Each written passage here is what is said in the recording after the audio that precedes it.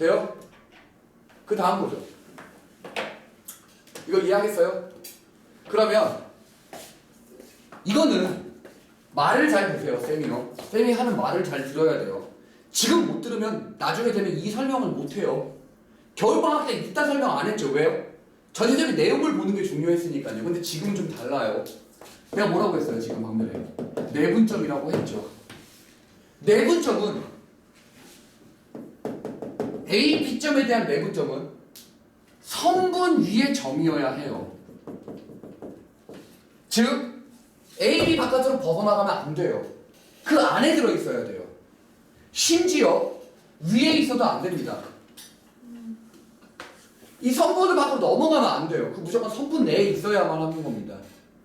그걸 내분점이라 해요. 선분에 있어야 해요. 알겠습니까? 그게 내분점이에요. 기억하셔야 돼요. 이런 자잘한 개념들을 놓치면 뒤로 넘어가면 걷잡을 수가 없어요. 내분점은 선분 내의 점이고 A 대 B를 A, B를 M 대 N으로 내분한다는 건 A로부터 M만큼 떨어져 있고 B로부터 M만큼 떨어져 있다는 거고요. 그거에 의해서 위치가 어느 쪽에 가까운지 판단할 수 있고요. 계산하는 요령은 이렇게 비례식 계산하듯이 계산하는 거라는 겁니다. 이게 지금 뭐에 대한 얘기예요? 내분점에 대한 이야기예요. 됐습니까? 오케이. 자, 그러면요. 이거 지울게요.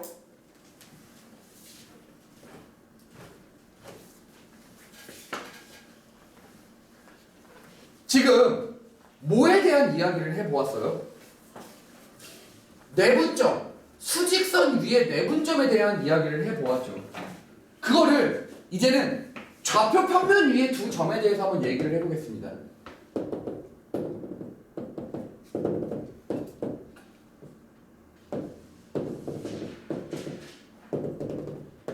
이렇게요.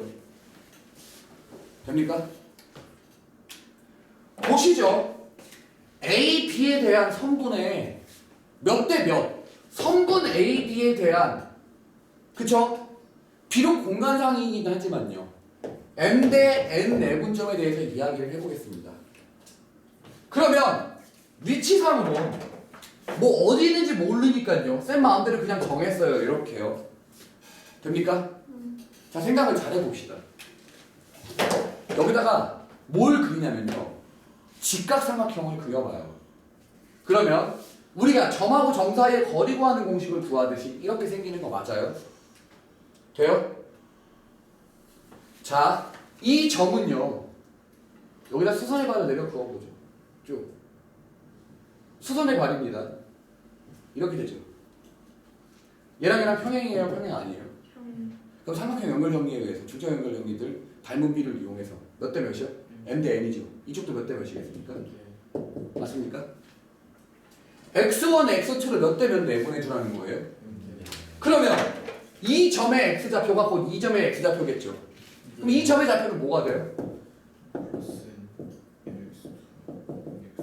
맞습니까? 돼요? 다음은요. 이제는 이런 식으로 선을 그어봐요. 이렇게요. 여기가 수직이 되겠군요. 얘랑 또 뭐예요? 평행이죠. 맞습니까? 이게 또 몇 대 몇이에요? N 대 M이면 얘도 또 몇 대 몇이어야 돼요? N 대 M이어야 되죠. 이만큼이 몇 대 몇이라고요? N 대 M이죠. 그러면 잘 봐. Y1, Y2를 또 몇 대 몇으로 내분한 거예요? M 대 N으로 내분한 거죠. 똑같이 또 써보면요. 맞습니까?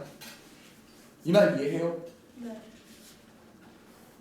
이렇게 M이 얘랑 곱해지고 얘가 N이 얘랑 곱해지는 것처럼요. 돼요? 봐요. 선분 A, B에 대한 비율은요. 내분점 P는요. 어떻게 되는지 보세요.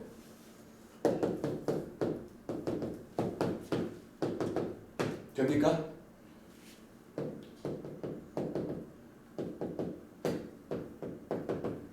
돼요? 됐죠? 오케이?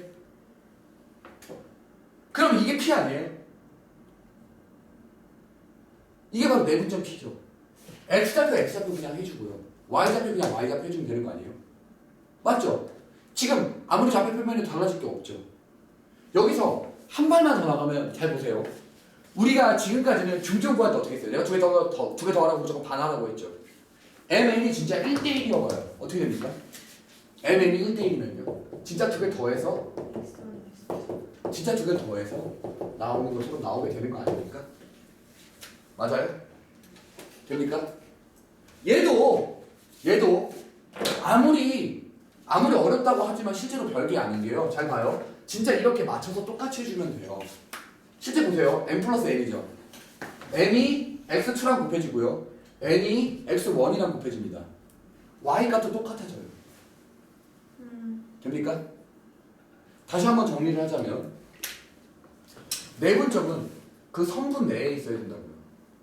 성분 밖으로 넘어가면 안 돼요. 위로 가든 밖으로 넘어가든요. 그러면 안 돼요. 성분이라는 말을 잘 기억하십시오. 됐습니까? 그리고 MN에 의해서 어디에 가까운지를 정할 수가 있겠죠.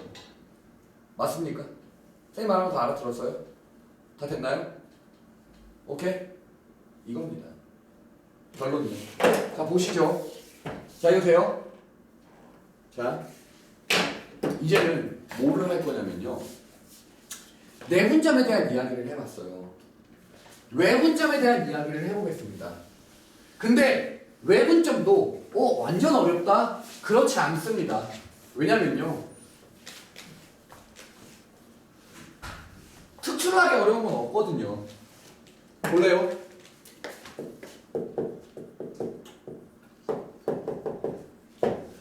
선분에 대한 외분점을 먼저 찾아보죠. 아니 수직선에 대한 이렇게 생기죠. 그럼 잘 봐요. 외분점이 제일 지랄인데, 오케이? 그 외분점이라는 게 도대체 아까 전에 내분점이라는 차이가 뭐냐? 차이가 있다면 내분점은 아까 쌤이 계속 강조하던 게 뭐였어요? 선분이었죠. 외분점은요 직선 위의 점입니다. 그 선분 밖으로 못 벗어나요. 선분 그 위아래로 못 넘어가요. 이쪽으로 가든 하는 겁니다. 알겠습니까?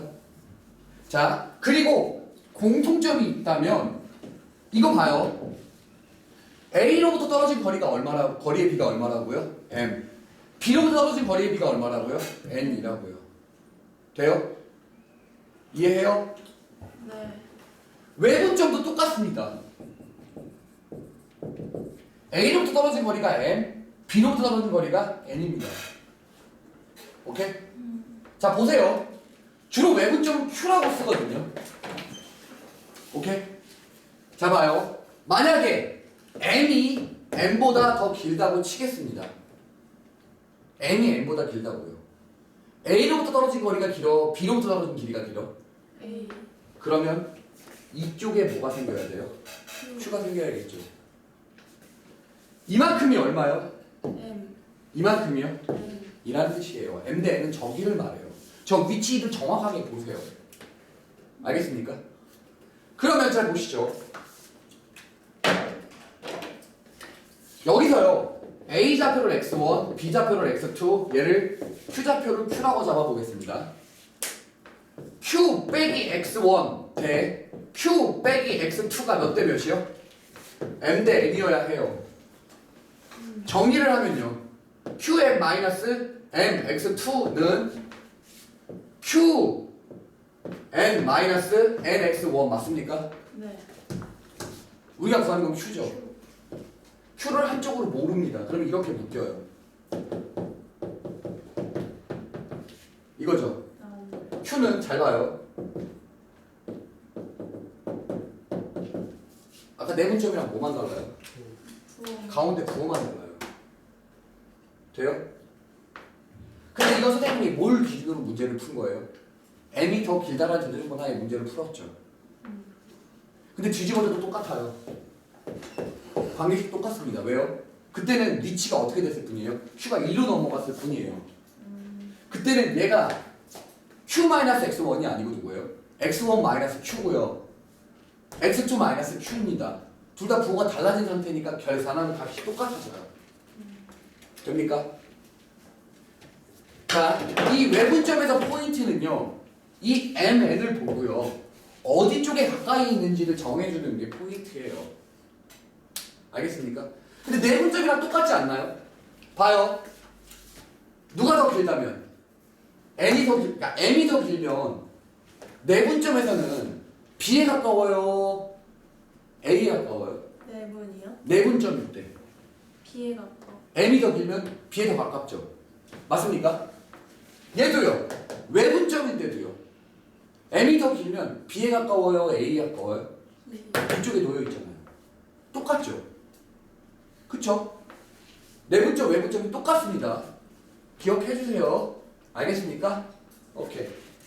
자, 이렇게 수직선상에서 뭘 찾아봤어요? 내분점과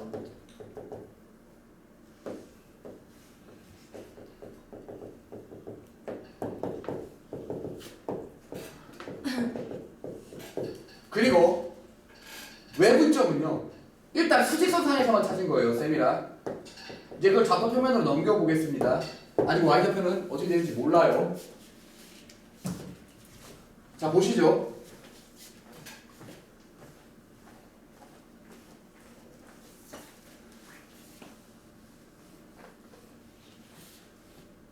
자, 보시죠.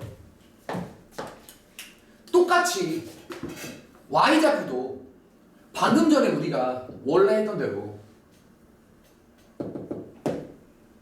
지금 이 선분에 대해서 외분점이라고 생각한다면 똑같이 어떻게 되겠습니까?